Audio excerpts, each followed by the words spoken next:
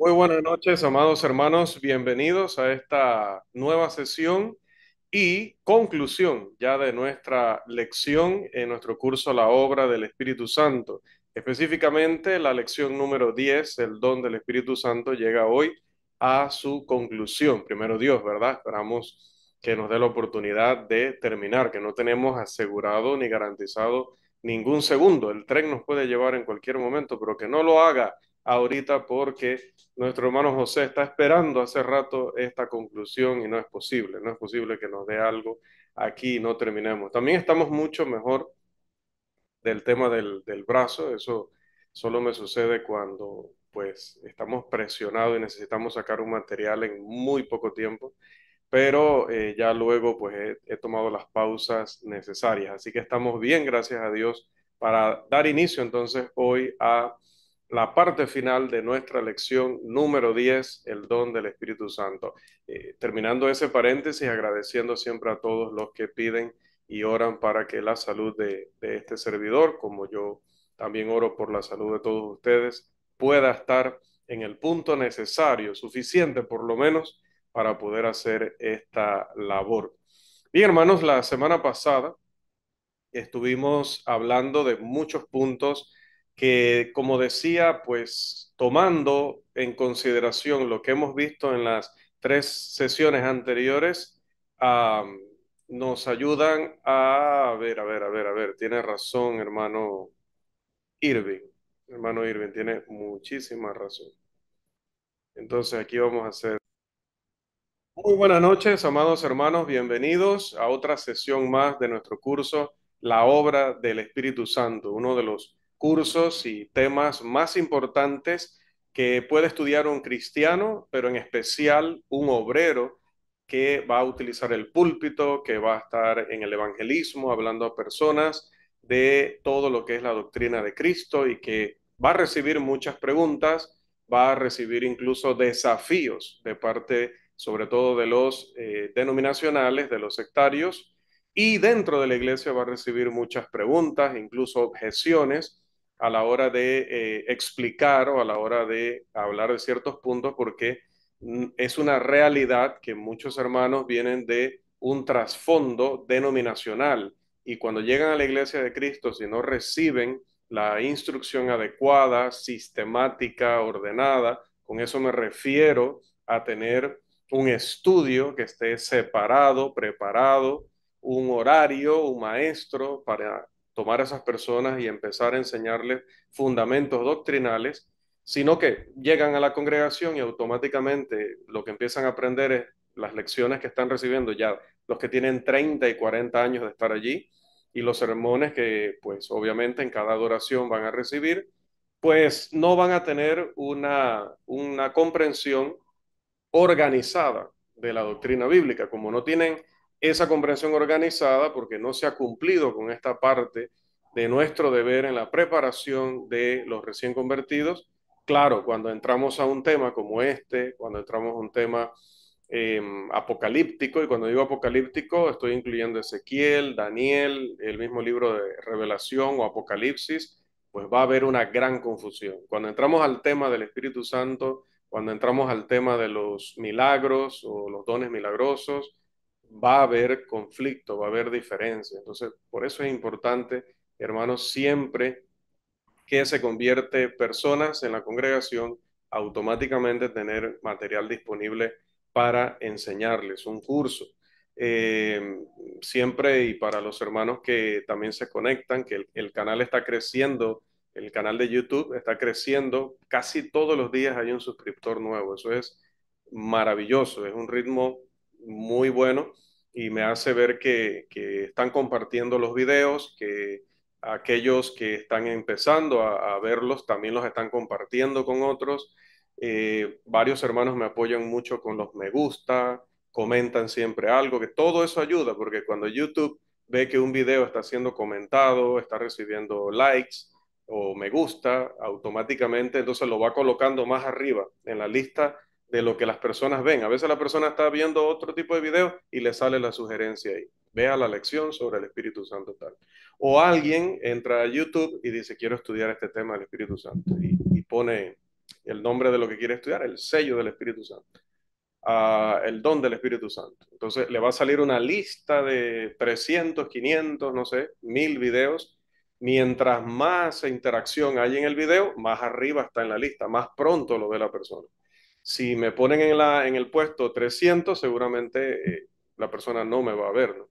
Si subo por lo menos al 100, definitivo que hay más probabilidad. Entonces, ayuda mucho porque hace falta tanto en la iglesia del Señor, hace falta en la doctrina, cuando le estamos enseñando también a la iglesia en general, hace falta en el evangelismo, porque desde allí empezamos a explicarle adecuadamente a la persona la obra del Espíritu Santo. Porque cuando esto no se hace y las personas traen algunas ideas y traen todavía ese lenguaje de allá de las denominaciones, que no es lenguaje bíblico, entonces, ¿qué sucede? Pues lo que dice este eslogan que tenemos aquí, a ver cómo lo señalo, es hacia acá. Okay. Este eslogan que tenemos aquí. El calvinismo, esa doctrina denominacional, esa doctrina sectaria que dice que el Espíritu Santo nos toca directamente y milagrosamente para que podamos creer en el Evangelio cuando somos inconversos y que también lo hace de manera milagrosa en nuestro corazón para que podamos ser buenos cristianos y para que podamos predicar.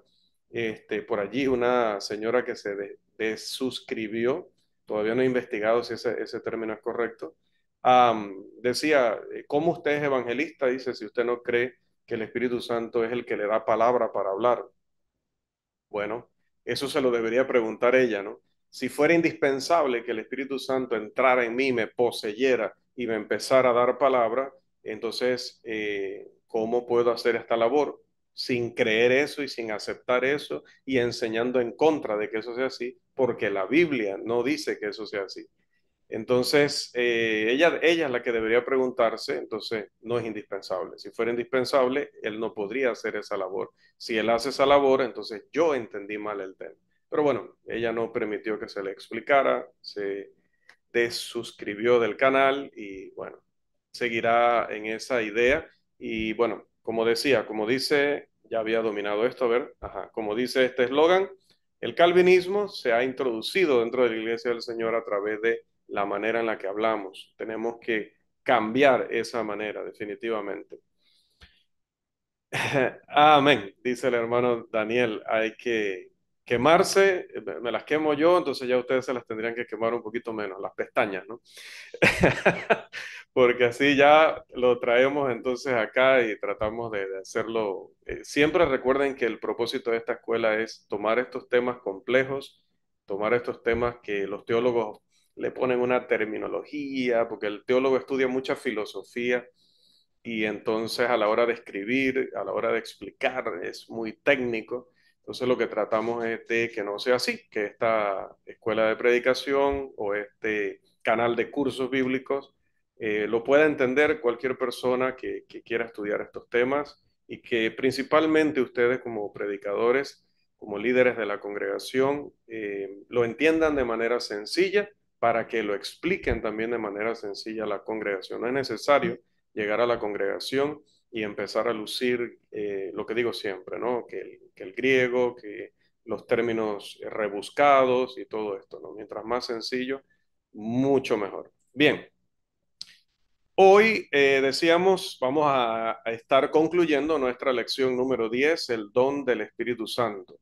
Hoy es la conclusión, primero Dios, si nos permite llegar a los últimos minutos, ¿verdad? Que no los tenemos garantizados, pero esperamos que así sea, decía fuera de cámara, porque nuestro hermano José está esperando esta conclusión. Bueno, todos, en especial nuestro hermano. Bien, hermanos, vamos entonces a avanzar y pasamos al punto apuntes sobre Hechos, capítulo 2, los versículos 32 al 39. Quiero mencionar algunas cosas aquí brevemente. La impartición de dones milagrosos mediante la imposición de manos de los apóstoles era necesaria porque a través de eso se demostraba la autoridad de los apóstoles para enseñar y para predicar. Ellos iban a enseñar una nueva religión. Comprenda eso, lo serio de eso. Le están hablando a personas que habían recibido su religión no del paganismo. No es como cuando usted va y le predica a los sectarios, no es como cuando usted va y le predica a los romanistas. Usted le está predicando a personas que están involucrados en una religión de hombres. Pero cuando Pedro le predicó a los judíos en Hechos 2, le estaba predicando a personas que habían recibido su ley directamente de Dios.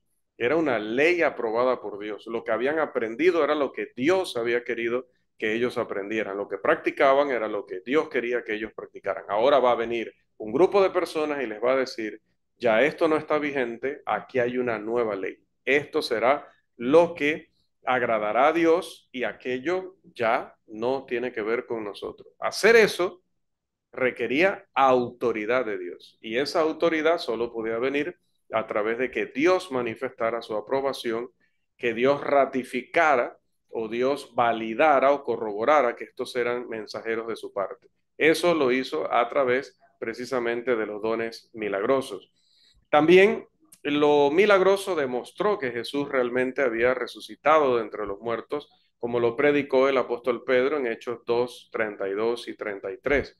También dice el apóstol Pablo en Romanos 1:4 que Cristo, a través de la resurrección de los muertos, fue declarado Hijo de Dios con poder.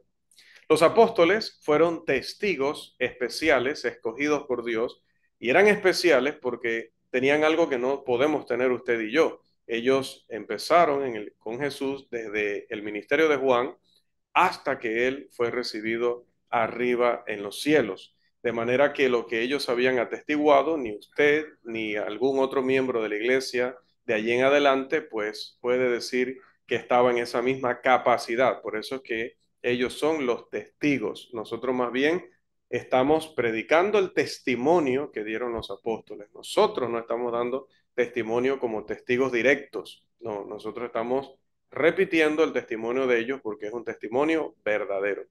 Los apóstoles fueron los embajadores del rey, no nosotros. Cuando usted lee esa palabra en las cartas del apóstol Pablo, no se está refiriendo a nosotros, se está refiriendo a ellos. Ellos eran los representantes del rey y siguen siendo los representantes del rey en la iglesia hoy, porque los apóstoles no se han ido de la iglesia, los apóstoles murieron, sí, pero siguen, ahora dice Jesús, sentados en 12 tronos y están juzgando. Ese es un lenguaje figurativo, obviamente, ¿no?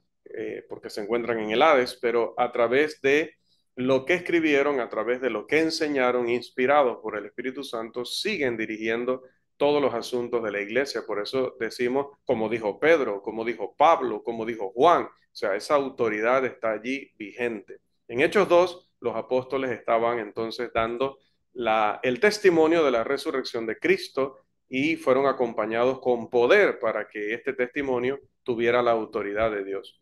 Demostró que los apóstoles tenían autoridad también para presentar las condiciones del perdón de los pecados, porque ahora las personas para recibir ese perdón tendrían que cumplir con lo que conocemos hoy como el plan de salvación, porque solo Dios puede perdonar pecados. Así que la gente, tanto judíos como gentiles, tenía el derecho y tenía la expectativa de que aquellas personas que estaban predicando estos temas, pues demostraran con señales que realmente venían de Dios, que Dios confirmaba ese mensaje.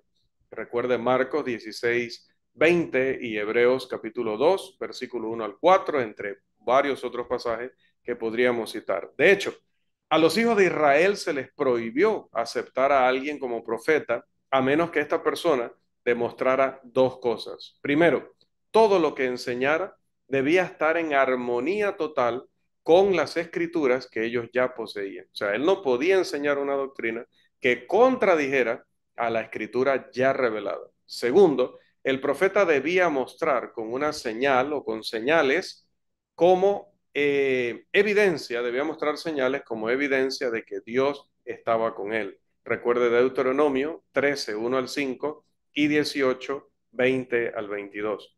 Los apóstoles en cada ocasión de su predicación hicieron las dos cosas.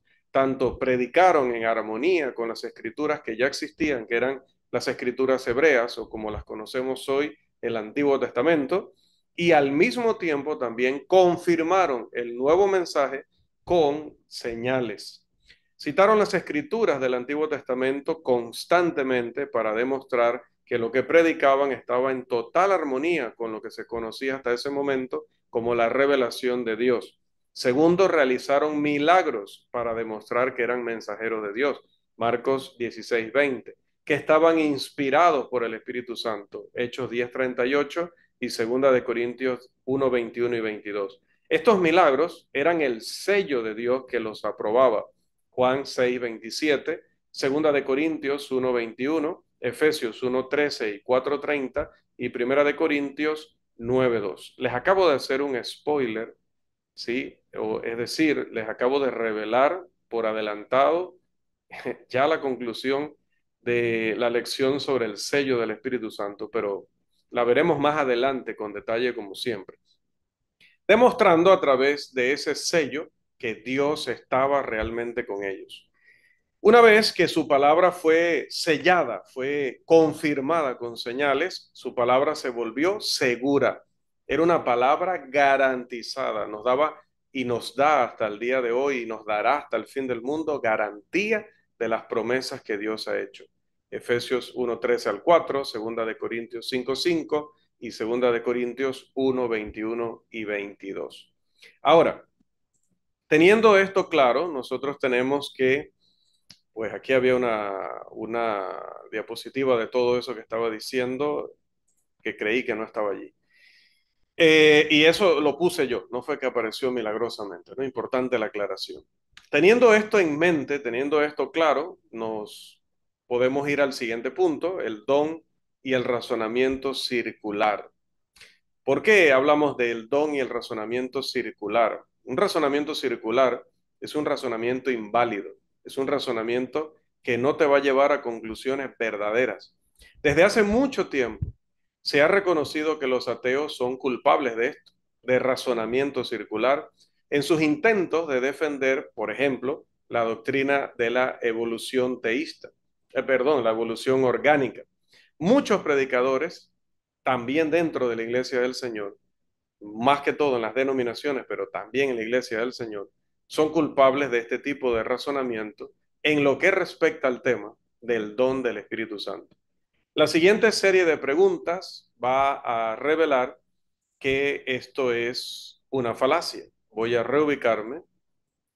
A ver, vamos a colocarnos por aquí. Nos va a revelar la falacia en la que caen nuestros amados y respetados hermanos, que no nos estamos burlando de ellos, pero sí definitivamente que tenemos que decir la verdad. Es una falacia y vamos a ver por qué es una falacia razonar de esta manera. Si usted le hace una pregunta a nuestros hermanos que no concluyen lo mismo que estos servidores, es decir, mi persona y ustedes, respecto al don del Espíritu Santo, eh, le podemos hacer estas preguntas. Sí, sé que abajo me veo mejor, pero ahorita no me vean a mí. Vamos a ver las preguntas. Pregunta número 1. ¿Qué es el don del Espíritu Santo? La respuesta de estos colegas va a ser, es la morada personal del Espíritu Santo. Ok. Pregunta número 2. ¿Cómo se sabe que es la morada personal del Espíritu Santo? Respuesta. Bueno, porque el Espíritu Santo mora personalmente. Mm. Pregunta número 3. ¿Cómo se sabe que el Espíritu Santo mora personalmente? Respuesta, porque Romanos 8:9 enseña que lo hace así. Ok, siguiente pregunta. ¿Cómo se sabe que Romanos 8 enseña que el Espíritu Santo mora personalmente? Respuesta, porque a todos los cristianos se les promete el don del Espíritu Santo. Pregunta, ¿cómo se sabe que a todos los cristianos se les promete el don del Espíritu Santo? Te van a responder, porque Hechos 2:39 lo enseña. Pregunta, ¿cómo se sabe que Hechos 2:39 enseña que a todos los cristianos se les promete el Espíritu Santo como un don? Respuesta, porque el don de Hechos 2:38 es la misma promesa que Hechos 2:39 o de la que habla Hechos 2:39. Wow. Entonces ahora te tengo otra pregunta. ¿Qué es el don del Espíritu Santo? Pero sí, esa es la pregunta que me hiciste al inicio, pero es que nunca me la has respondido. Nunca la has respondido. Solo has dado tu opinión de lo que estos textos bíblicos no dicen. Porque Hechos 2, 38 y 39 no dice que es la morada del Espíritu Santo, en primer lugar. Mucho menos dice que es la morada personal del Espíritu Santo. Me citas Hechos 8:9, pero Romanos 8:9, perdón, pero Romanos 8:9 no habla de la morada personal del Espíritu Santo. Por lo tanto, no la pudiste haber sacado de allí. Y me dices que es la misma promesa de Hechos 2:39 y que es para todos los cristianos. Pero resulta que Hechos 2:39, como ya lo hemos visto, por los verbos que utiliza, elegidos por el Espíritu Santo, y si te quieres enojar, enójate con él, los verbos y la construcción gramatical hace imposible, hace que sea una falsedad, un error brutal, salvaje. Decir que Hechos 2:39 habla de una promesa que sea para todos los cristianos. Eso es imposible. No hay un maestro ni un predicador en el mundo que lo pueda demostrar. Ni uno. Todo lo contrario. El idioma que eligió el Espíritu Santo para revelar el Nuevo Testamento declara enfática, contundente e irrefutablemente que lo que sea la promesa de Hechos 2:39 no era para todos los cristianos. Punto. Entonces, debido a que no era para todos los cristianos, no puede ser la morada del Espíritu Santo, porque la morada del Espíritu Santo sí es para todos los cristianos. Tampoco podía ser el llamado de la salvación, porque el llamado de la salvación es para todos los hombres. Y el llamado de Hechos 2:39 no es para todas las personas. Pero bueno, disculpen que a veces me emocionan todo esto, ¿no? Vamos a considerar, vamos a analizar este argumento que hacen las personas, porque todo lo que se necesita para refutar este razonamiento en círculo es romper uno o más. Yo creo que vamos a romper más de los eslabones o de los vínculos de esta cadena de argumentación. Los argumentos de este servidor no están encadenados, sino que son argumentos independientes que sostienen cada uno de por sí mismo la cuestión que estamos estudiando. Los defensores de la morada personal generalmente son culpables de suponer lo que de hecho tienen que probar. O sea, empiezan argumentando diciendo, esto es tal cosa. ¿Por qué? Porque tal otra cosa. Y aquellos segundos que te mencionan, ellos no lo han demostrado. Entonces, ¿cómo utilizas algo que no has demostrado para demostrarme algo de lo que te estoy pidiendo pruebas? Es razonamiento circular. Esta es una forma de razonamiento, como dije, inválida que hacen las personas cuando verdaderamente no tienen un argumento, sino una excusa. La siguiente es su premisa menor y su conclusión.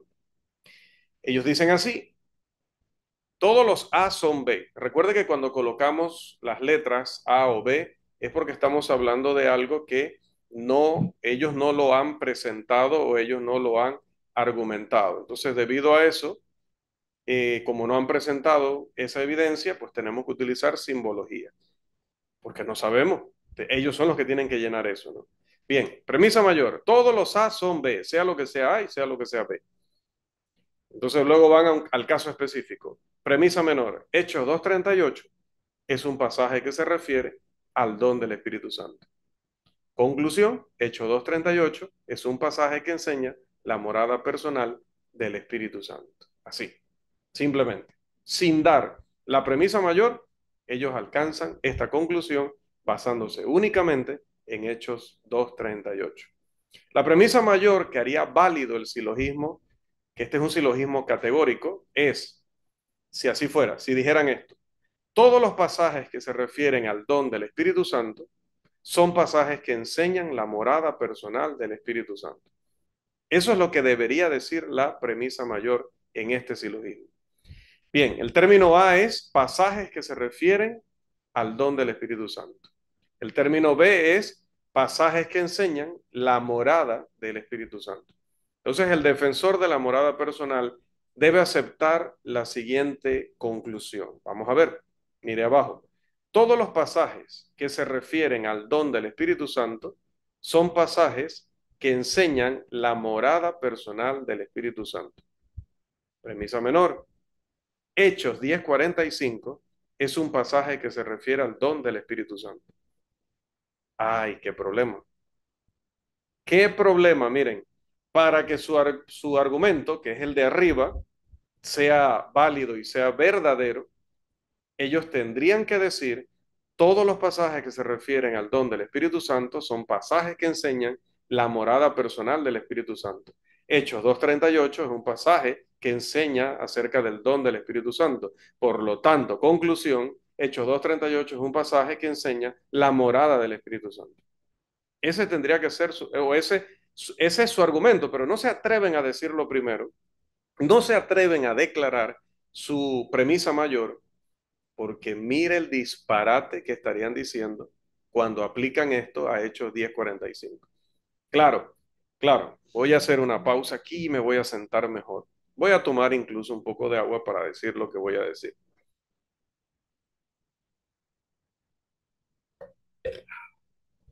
para refrescarme un poco. Te van a decir que el don del Espíritu Santo en Hechos 2:38 y el don del Espíritu Santo en Hechos 10:45 no es lo mismo. Y no te van a dar ninguna razón bíblica para eso. Eso simplemente se lo sacaron no sé cómo llamarle ese baúl.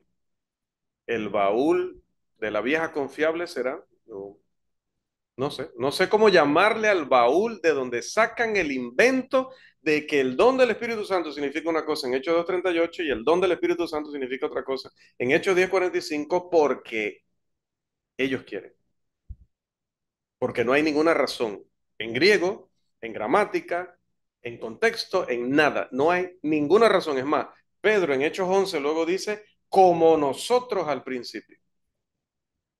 Y el principio es Hechos 2. Pedro dijo que es el mismo don, pero hoy los predicadores no inspirados te dicen que no es lo mismo. Pedro, el apóstol inspirado, dicen que es lo mismo. Lucas dice que es lo mismo.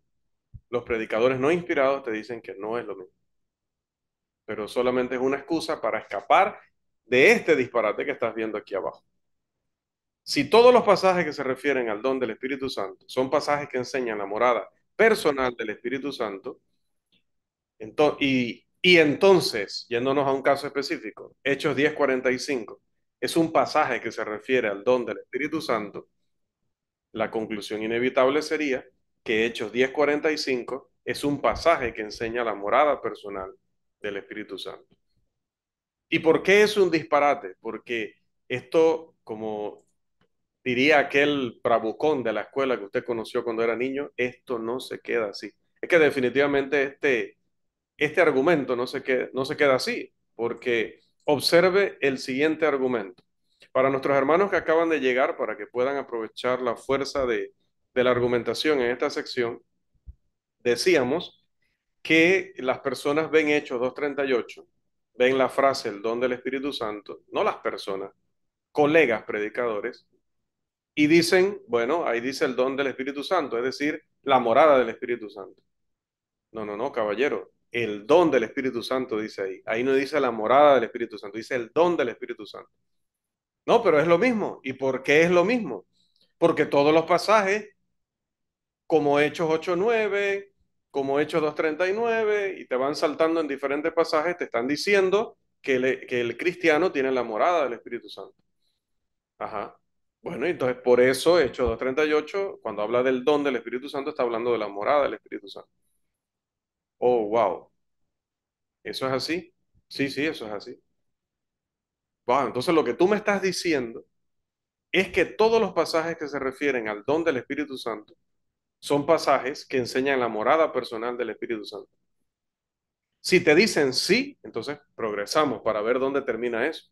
Si te dicen no, no sé si así dicen también igual en el resto de Centroamérica, hay que enfrascarse con lo de por qué vas a hacer una distinción entre el don del Espíritu Santo y el don del Espíritu Santo, aunque ambas fueron pronunciadas por la misma persona, con la misma construcción griega, ¿por qué me vas a decir que no son la misma? Tienes que darme un motivo verdadero, un motivo contundente. Entonces, lo estoy esperando. Si no me lo das, es un problema. Ahora, si como no lo tienes, me dices, sí, sí, sí, es que todos los pasajes que se refieren al don del Espíritu Santo son pasajes que enseñan la morada del Espíritu Santo, la morada personal del Espíritu Santo. Entonces, Hechos 10:45, que es un pasaje que se refiere al don del Espíritu Santo, es un pasaje que enseña la morada personal del Espíritu Santo. Se van a quedar así pensando. Entonces se le va a decir, ¿sabe lo que eso implica? Vamos al siguiente argumento.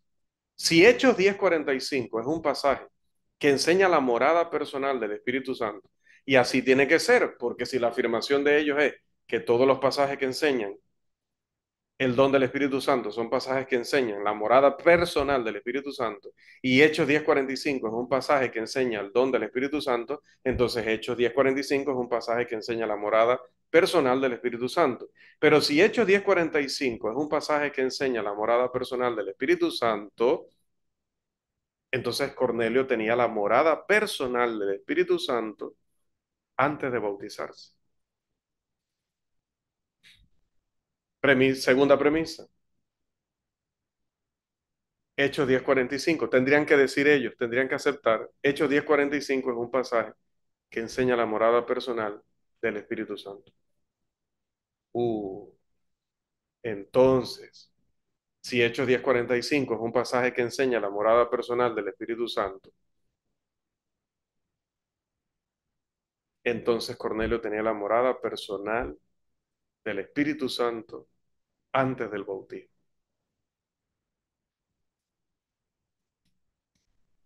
Usted sabe lo que eso implica, usted sabe lo que estamos diciendo allí, amados. Esta conclusión tiene algunas implicaciones de gran alcance. El siguiente argumento revela algunas de esas conclusiones. Primera premisa, si Cornelio tenía la morada personal antes del bautismo y la morada personal demuestra que uno es salvo, porque te dicen que es un sello y una garantía, que eso lo veremos más adelante, las arras del Espíritu y el sello del Espíritu. Pero como para ellos la morada, el sello y las arras, todo es lo mismo, el don, las arras, el sello, todo es lo mismo, la morada personal del Espíritu Santo.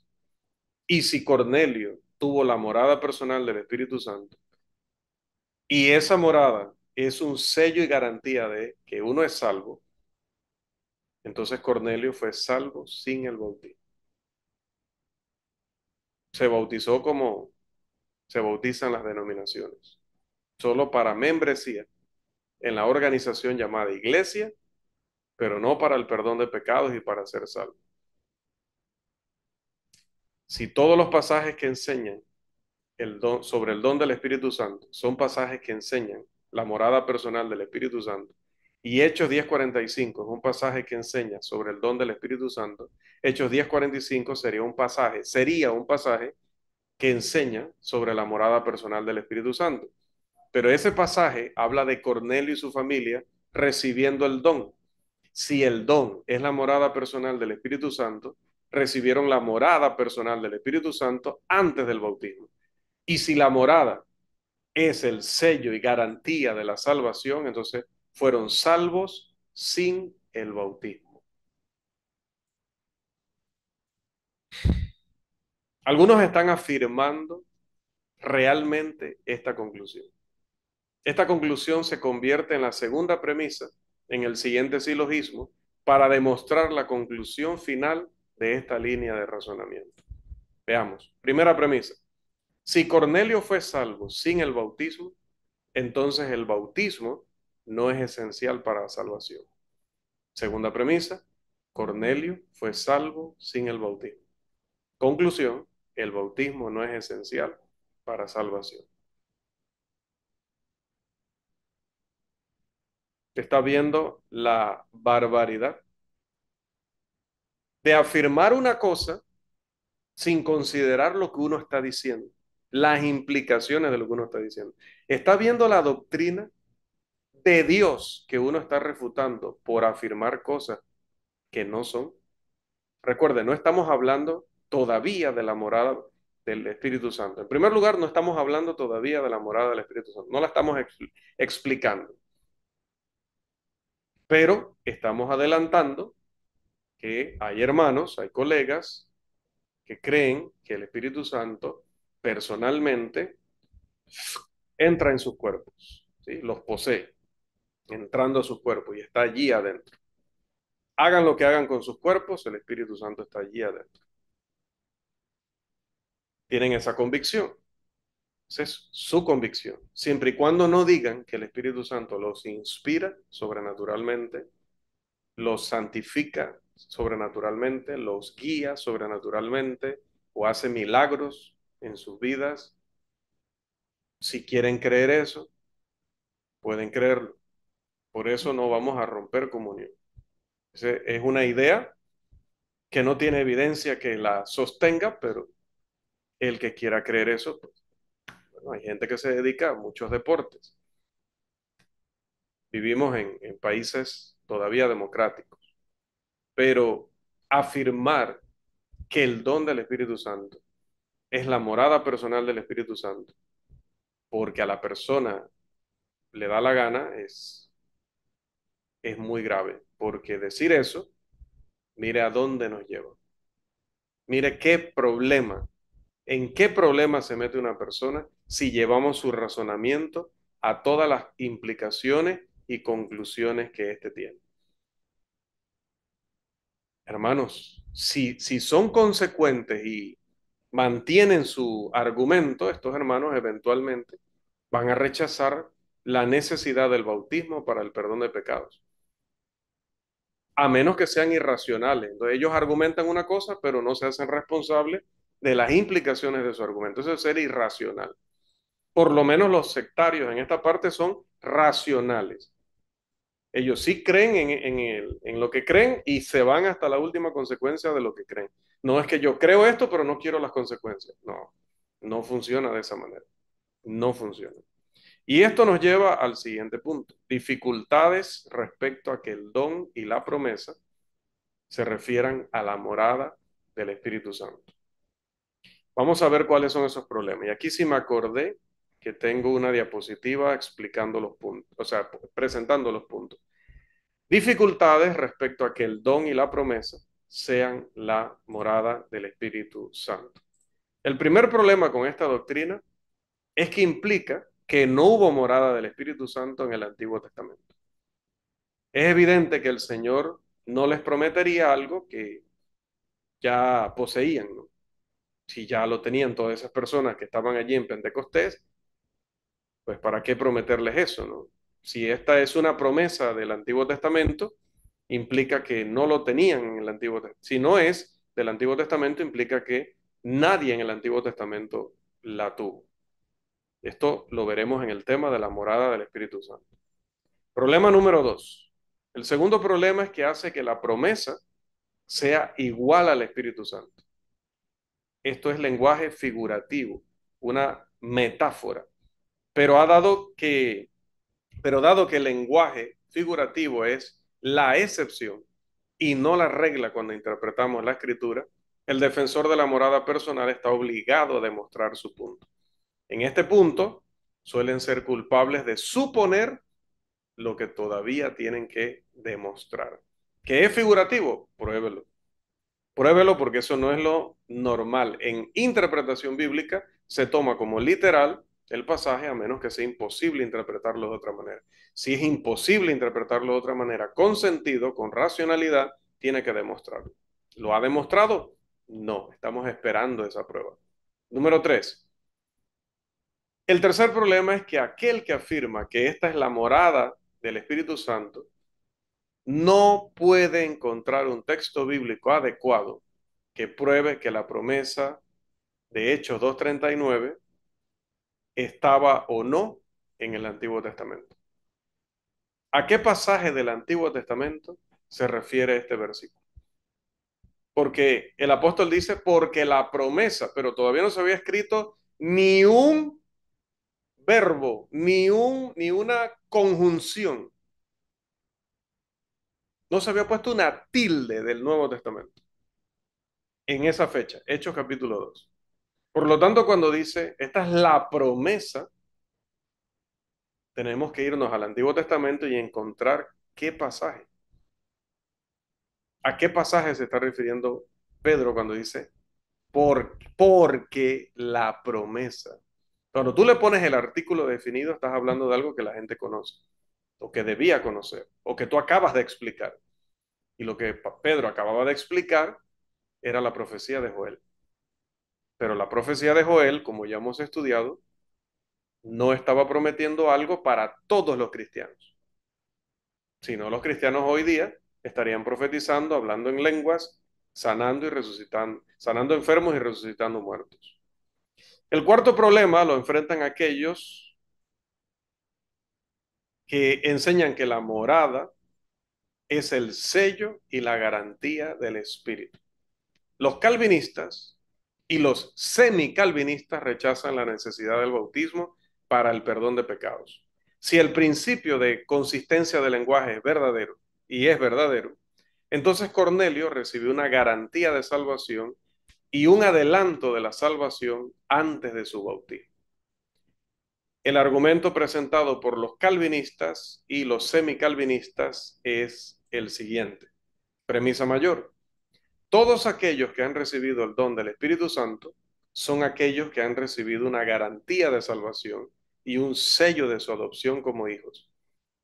Wow, esto lo dicen los calvinistas y me suena de toda la vida. Y yo no he estado en las denominaciones.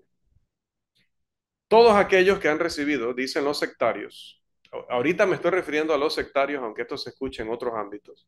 Todos aquellos que han recibido el don del Espíritu Santo son aquellos que han recibido una garantía de salvación y un sello de su adopción como hijos.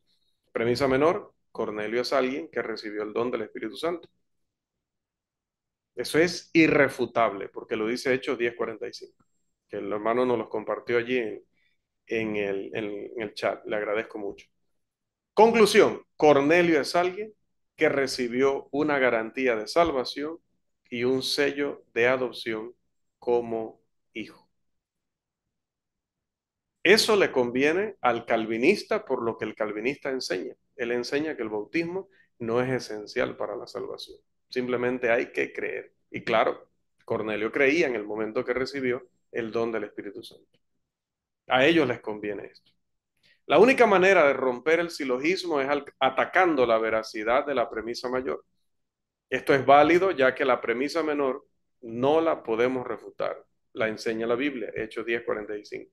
Uno se encuentra en una posición defensiva, teniendo que argumentar que el lenguaje de las escrituras no es consistente en cada caso.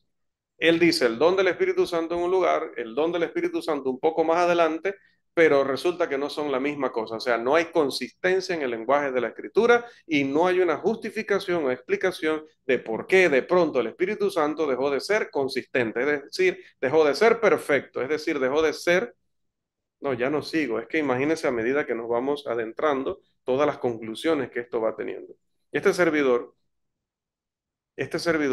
no puede ver, ojalá algún día alguien me ayude a ver, porque es que no puedo ver cómo se puede responder a este argumento sin ser culpable de una falacia conocida como la falacia de petición de principio. Es decir, que estas personas han comparado o han hecho equivalente el don a la garantía y al sello y a la morada y quién sabe a qué más, sin notar las implicaciones que eso tiene, las barbaridades que eso implica.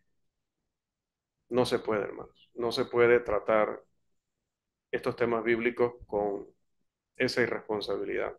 Lo lamento, lo lamento, pero es una irresponsabilidad. Afirmar cosas que nosotros no llevemos hasta la última consecuencia para ver qué es lo que estamos implicando con lo que estamos diciendo. Finalmente, el punto de las objeciones. Esperemos que el reloj nos permita terminar hoy la lección. El hermano José va a decir termine hoy, así tome media hora más. Daniel también va a decir lo mismo, porque va a decir, oye, no puedo estar siempre y como que hoy que vengo, porque usted dijo que iba a concluir, no concluye. No, hermano, concluye. Vamos a las objeciones, amados hermanos. La primera objeción es que el hermano X, quien es famoso o tiene yo no sé qué títulos universitarios, o tiene un bigote o tiene un candadito tan elegante, tan formal, o tiene una barba tan rabínica, o no sé, o habla inglés, pues yo no hablo inglés. Por ahí alguno habla hebreo también. Pero debido a que ese hermano no está de acuerdo contigo, entonces debes estar equivocado. Debes estar equivocado, no puede ser.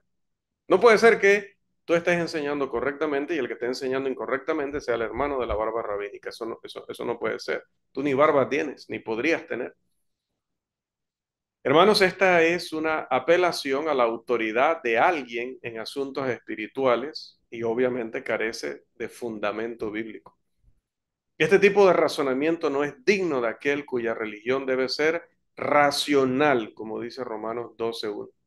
Además, se pueden citar hermanos famosos o conocidos que sostienen la posición del servidor, que también tienen una barba muy elegante, que tienen muchos títulos, que son hermanos de una trayectoria moral impecable, que son profesores en una institución de las más prestigiosas.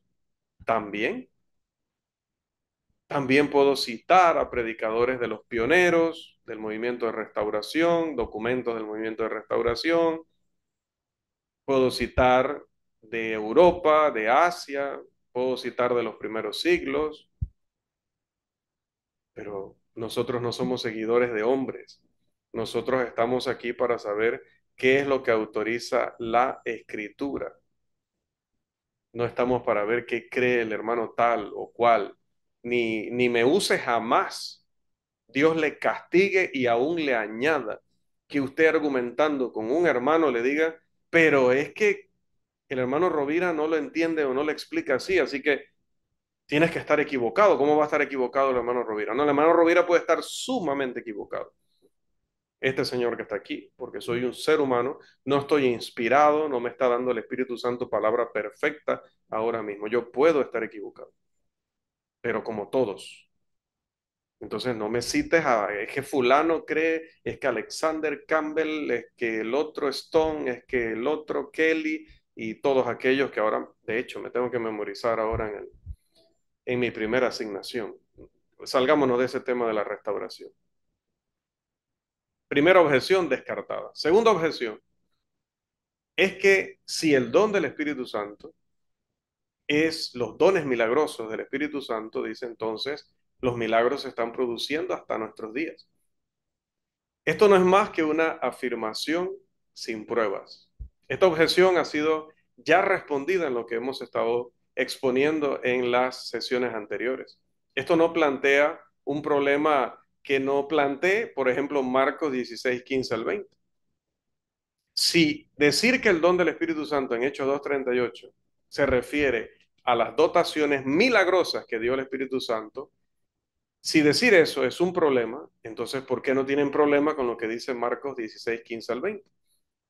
Y estas señales seguirán a los que creen, y harán esto, y harán esto, y harán esto, y harán esto. Porque los pentecostales utilizan el texto de Marcos para decir que la iglesia del Señor es una iglesia que nada más predica parte del evangelio, pero que no predica todo el evangelio. ¿Sí? Porque nosotros siempre en el evangelismo citamos Marcos 16, 15 y 16 y cortamos ahí. Generalmente cortamos ahí. No leemos el resto. No nos queremos meter en otro tema. O sea, en realidad lo hacemos, entiendo yo que lo hacemos porque estamos enfocados en ese momento en el plan de salvación. Pero para ellos no es así. Dice, usted lo corta allí porque no quiere decir lo otro. No quiere decir que los creyentes recibirían señales. No, pero nosotros automáticamente salimos. No, pero mire, claro que sí, claro que sí. O sea, los primeros creyentes recibieron esos poderes y esas señales, pero la sección de Marcos 16 que era para todos los tiempos, es la que llega hasta el 16. Esa es la que era para nosotros. Ya la del 17 en adelante era para un grupo especial de personas. Ese tema lo podemos estudiar después. Bueno, lo mismo en Hechos 2:38. Cuando yo le voy a predicar a alguien sobre Hechos 2:38, yo le voy a hablar de plan de salvación. Y el plan de salvación llega hasta arrepentidos y bautícese cada uno de vosotros para el perdón de pecados. Corto ahí, porque yo le estoy hablando plan de salvación. Corto allí. No le menciono la otra parte porque la otra parte es paralela de la de Marcos 17, 16, 17 al 20. Así como usted está autorizado a hacer la pausa ya porque usted solo está hablando de plan de salvación, yo estoy autorizado a hacer la pausa aquí porque solo estoy hablando de plan de salvación. Y porque las dos partes, la de 16, 17 al 20 y la de 38, parte B y 39, está hablando de cosas que solamente era para un grupo de personas durante un periodo específico de la historia y una geografía específica. Así de simple. Bien, vamos a una premisa, nuevamente, que es siempre nuestro modo de poder colocar esto en un formato lógico y ver a dónde nos lleva, ¿no? Vamos a ver. Premisa mayor. Todas las A son doctrinas que implican que los milagros son para hoy.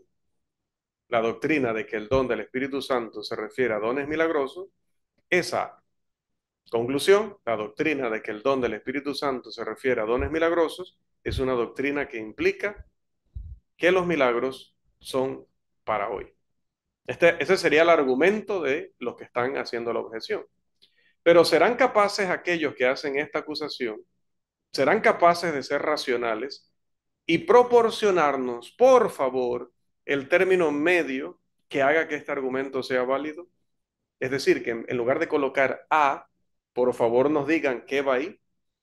Este servidor no ha escuchado que ninguno de ellos siquiera intente completar su argumento.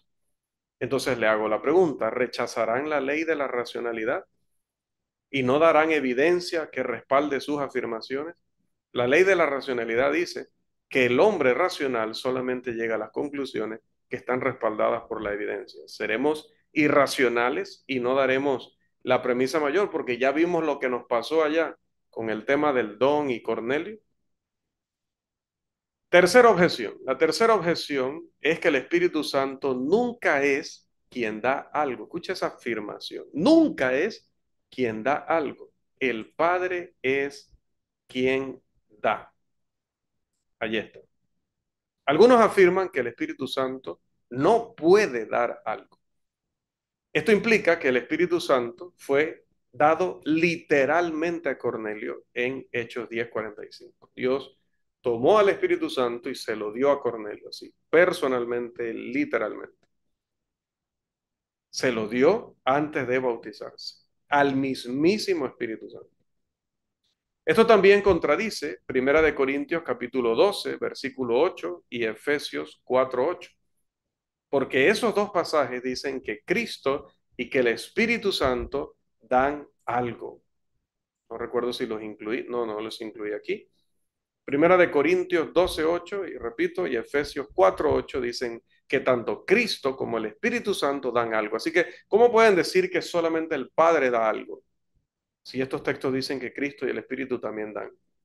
Esto también pasa por alto, descuida el hecho de que pasajes como Hechos capítulo 2, versículo 17, están en caso ablativo, es decir, el caso que habla del origen o la fuente de algo que se recibe.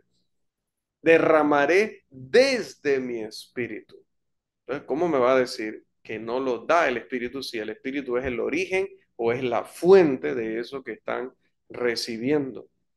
Esto también es un ejemplo de suponer lo que se pregunta al afirmar que el Espíritu Santo no da cuando las Escrituras hablan del don y los dones del Espíritu Santo. Es decir, tendrían que probar que el Espíritu Santo nunca da nada.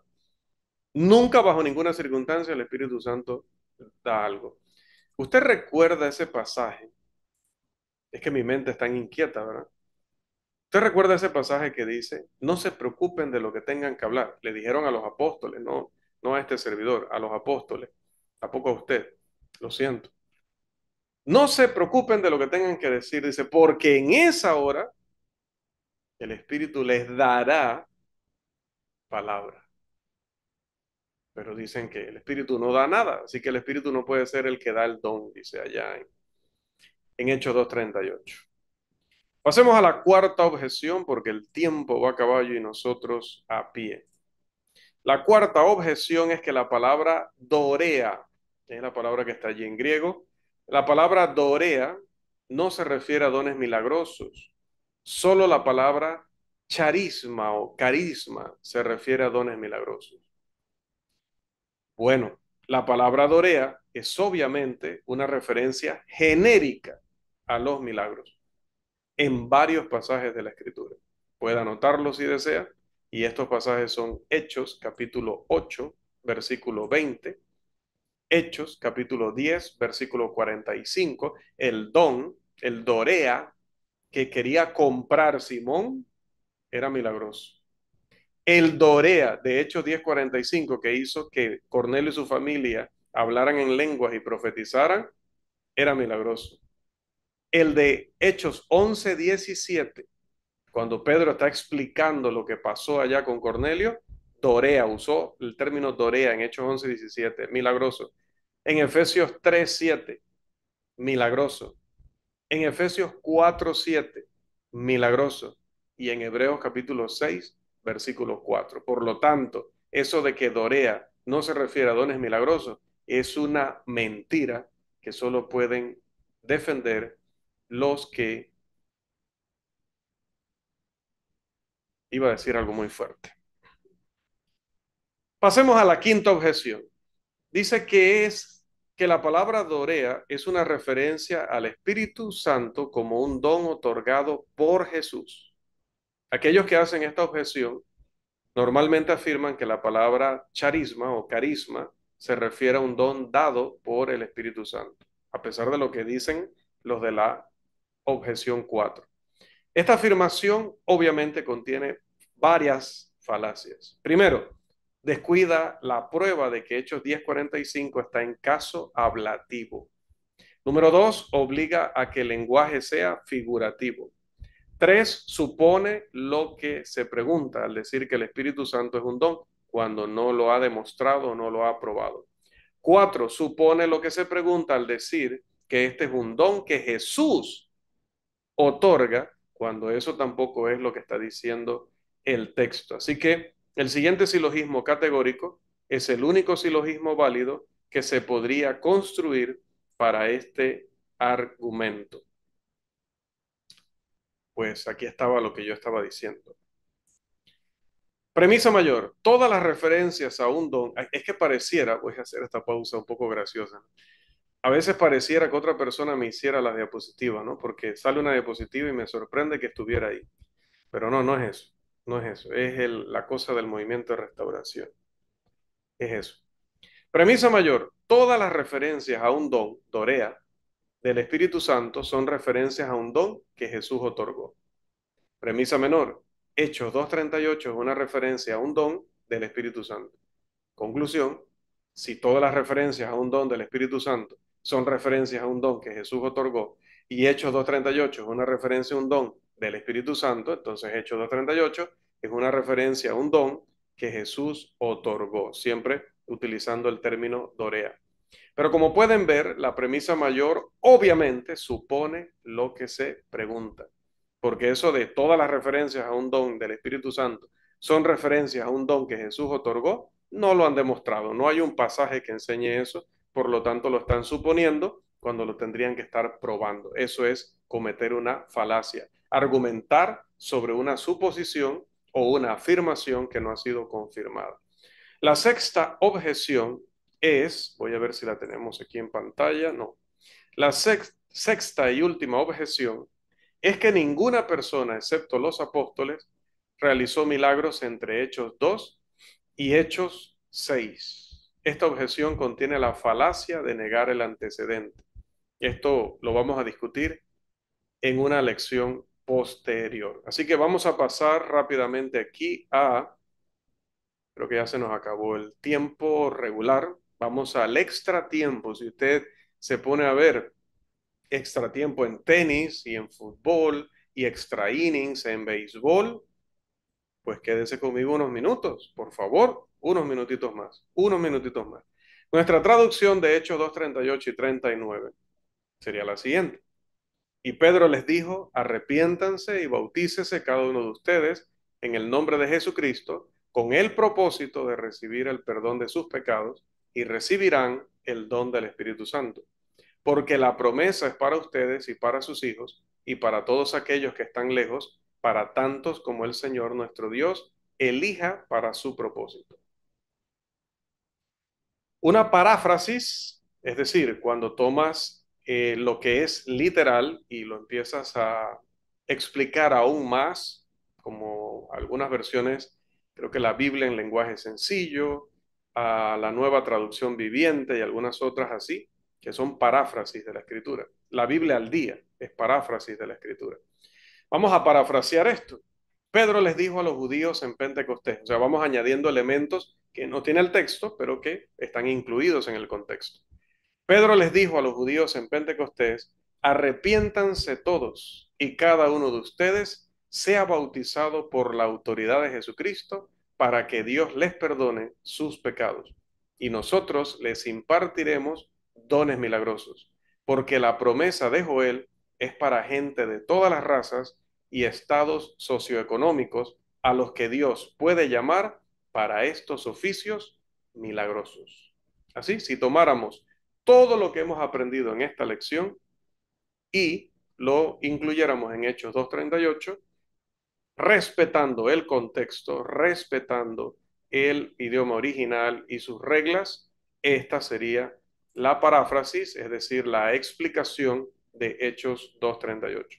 Varios escritores de la hermandad han afirmado o insinuado enérgicamente que aquel se nos cayó Daniel, que aquel que niega que el Espíritu Santo se recibe en el bautismo necesita ser bautizado nuevamente. Los eventos de Hechos 19, 1 al 7 se usan como un ejemplo de que esto se debe hacer. Por lo menos dos autores de la hermandad, no aquí en Latinoamérica obviamente, afirman esto. Estas personas están peligrosamente cerca del borde por donde uno cae de la gracia. Este servidor posee audios de WhatsApp en los que se le acusa de pecar de blasfemia contra el Espíritu Santo debido al contenido de un folleto que fue mi primer libro que estudié sobre la obra del Espíritu Santo, un folleto que traduje hace más de 20 años y que no era para el público, sino porque un hermano me pidió, mira, me regalaron este libro, ¿me lo puedes traducir? Y yo hice esa labor para el hermano, pero mientras iba traduciendo, también iba leyendo, por lo tanto, estudiando. Y que llegó a circular en la hermandad sin mi consentimiento, sin mi intención, porque apenas yo estaba estudiando el tema, apenas estaba leyendo el libro por primera vez, pero llegó a manos de hermanos, tanto colegas como otros miembros de las iglesias, por manos de ministros indignos del Evangelio y carentes de la mente de Cristo y de muchas cosas más. Tres de ellos ahorita ni siquiera están en el ministerio. Este tema de la morada del Espíritu Santo se explicará bíblicamente y con el rigor y detalle que caracteriza a todo este curso y a toda esta escuela virtual. Este servidor ruega a estos hermanos, y todavía les puede llegar este mensaje, directa o indirectamente, que consideren seriamente estos asuntos antes de hacer declaraciones tan imprudentes, porque por toda palabra ociosa que hablen los hombres, de ella tendrán que dar cuenta en el día del juicio. Yo me pregunto siquiera si saben qué es la blasfemia del Espíritu contra el Espíritu Santo. Me pregunto. ¿Qué sucede con la persona que no sabe sobre la morada del Espíritu Santo cuando es bautizado? Eso pasa. ¿Esa persona debería ser bautizada de nuevo? Cuidado, cuidado. Bien, allí, hermanos, sigue un punto que realmente ese sí era el último punto, que tiene que ver con si los apóstoles utilizaban o utilizaron el don del Espíritu Santo, es decir, los dones milagrosos, para incentivar a las personas a convertirse al Evangelio. Mire, algunos han llegado a decir eso, ¿no? Si el don del Espíritu Santo es dones milagrosos, entonces Pedro les estaba diciendo como los políticos, ¿no? Mira, si te conviertes, te regalo esto. Entonces la gente, bueno, si yo voy a tener esos poderes que ustedes tienen, entonces me bautizo. Imagínense hasta dónde llegan algunos, ¿no? Y esto lo desbaratamos rápidamente, como siempre, con colocarlo en forma lógica. Premisa mayor, todas las interpretaciones de invitaciones inspiradas a la salvación que relacionan la recepción de la invitación con la posibilidad de realizar milagros son interpretaciones falsas. Premisa menor, la interpretación de Fox, vamos a ponerle el nombre, ¿no? De un hermano, vamos a ponerle, para no poner Rovira, ¿no? No me quiero hacer famoso como los famosos que citaban en la primera objeción. Premisa menor, la interpretación de Fox de la invitación inspirada en Hechos 2:38 es una interpretación que relaciona la recepción de la invitación con la posibilidad de realizar milagros. Conclusión, la interpretación de Fox es una interpretación falsa. Este sería el argumento de aquellos que se oponen a interpretar el don del Espíritu Santo como dones milagrosos. Bien, entonces, ¿qué vemos aquí? ¿Qué vemos en este silogismo? La premisa menor es ciertamente cierta. ¿Ah? Estamos creyendo y afirmando que Pedro se refería allí, en la primera parte, a arrepentirse y bautizarse para el perdón de los pecados, pero que luego habla de recibir dones milagrosos. Um, Esta promesa de la que Pablo habla se limita a la era de los milagros. Eso lo explica en el versículo 39 a través de los verbos y de la construcción gramatical de ese pasaje. Ahora, para poner a prueba la solidez de esta premisa mayor, la premisa mayor se convertirá en la conclusión del siguiente argumento. Vamos a verlo. Ya, bueno, ya lo tenemos aquí en pantalla. Premisa mayor, todas las A son interpretaciones que son interpretaciones falsas. Premisa menor, todas las interpretaciones de invitaciones inspiradas a la salvación que relacionan la recepción de la invitación con la posibilidad de realizar milagros son A. Conclusión, todas las interpretaciones de invitaciones inspiradas a la salvación que relacionan la recepción de la invitación con la posibilidad de realizar milagros son interpretaciones que son falsas interpretaciones. Ahora, para establecer la conclusión de este argumento, quienes utilicen este argumento deben proporcionar un término intermedio, a lo que siempre le llamamos aquí simbólicamente A, para que haga el argumento válido. Cualquier término intermedio que se suministre para completar este argumento no debe incluir ni Marcos 16:15 al 20, ni Joel 2:28 al 32, ni pasajes relacionados, ¿no? Además, no debe incluir la conexión obvia entre la obediencia al Evangelio y la recepción de dones milagrosos, como se explica en Hechos 19:1 al 7, 22:14 al 15 y 26:16 y 17. Incluso cuando los apóstoles hablaban de impartir dones mediante la imposición de manos, no había peligro de engañar al Espíritu Santo y no ser sincero en la conversión. Si no, pregúntele a Ananías y Zafira si se podía engañar al Espíritu Santo. Solo tenía que, o solo tiene que leer este colega, o tienen que leer estos colegas, ese pasaje, Hechos 5:1 al 11. Recuerde que si el corazón de alguien no era recto, ¿qué dijo Pedro? No tenía parte ni suerte en este asunto. Hechos capítulo 8, versículo 21. Pedro habló de la recepción del don del Espíritu Santo como algo condicional, porque ya hemos estado estudiando eso en el resto de esta lección. El Espíritu decidía si daba el don y quién recibía el don y cómo se manifestaba el don. Le daba el don a alguien y se manifestaba como profecía, le daba el don a otro y se manifestaba como don de lenguas, le daba el don a otro y se manifestaba como don de sanidad, le daba el don a otro y se manifestaba como don de interpretación de lenguas. Él decidía eso. Las falsificaciones tenían todos, o los falsificadores tenían todos los motivos para temer, intentar falsificar el don del Espíritu Santo, que definitivamente es lo que enseña la Escritura en Hechos 10:45, interpretándose a sí misma. En Hechos 11:17, interpretándose a sí misma. En Hechos 8:21, 20 y 21, interpretándose a sí misma. En Hechos 19:1 al 7, interpretándose a sí misma. Pero aún si quedara alguna duda después de 4 sesiones del tema el don del Espíritu Santo, la próxima semana vamos a estudiar. De aquí ya nos podemos hacer un poco más grandes. Ahora sí, hermano Irving. Voy a colocarme aquí debajo de muchas gracias. La próxima semana vamos a entrar a temática nueva. Y ¿saben qué vamos a estudiar? No les voy a decir todavía porque se pierde la emoción. Así que vamos a dejarlo para la próxima semana, si Dios nos da vida, salud y oportunidad. Hasta aquí nuestra lección número 10, el don del Espíritu Santo.